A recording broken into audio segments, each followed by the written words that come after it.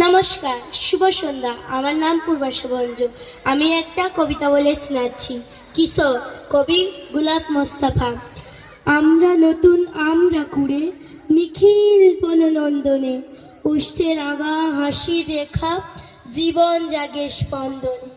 লক্ষ্য আশার অন্তরে ঘুমিয়ে আছে মন্তরে, ঘুমিয়ে আছে বুকের ভাষা পাপড়ি পাতার বন্ধনে।